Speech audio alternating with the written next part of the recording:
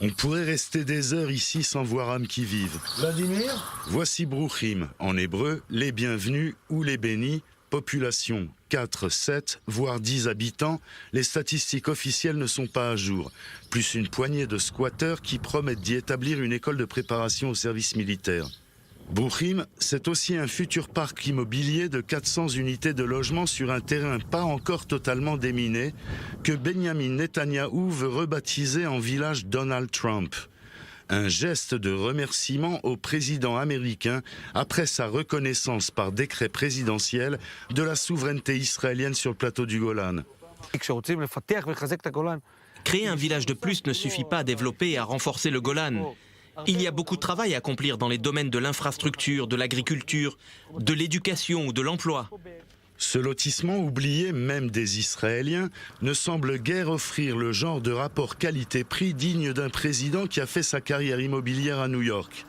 Pour le moment, il s'agit d'un projet en trompe-l'œil, à en juger l'état actuel des lieux maintes fois abandonnés et réoccupés depuis sa création en 1991 par l'ancien Premier ministre Ariel Sharon, alors ministre du Logement. Brouchim fait en réalité partie de Kela Alon, la plus jeune de la trentaine d'implantations qui constellent le plateau du Golan. Mais si Kela Alon se développe au fil des ans, Brouchim, censé servir de réserve à l'expansion de l'implantation mère, est comme figé dans le temps. Dans sa phase initiale, le projet est de séparer officiellement les deux communautés, qui le sont de toute façon par une ancienne route syrienne, et d'y construire 110 unités de logements résidentiels. Pour moi, Trump, c'est l'envoyé du grand boss. Mais un problème pratique se pose. Quel nom donner au village de l'envoyé spécial? McDonald? Trumpoline.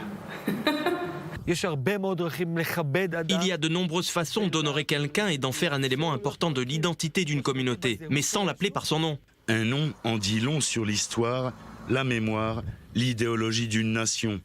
Cette semaine, le comité gouvernemental des noms, qui traite entre autres de l'appellation des communautés et du remplacement d'anciens noms arabes en noms hébraïques, doit se rendre ici pour y puiser de l'inspiration.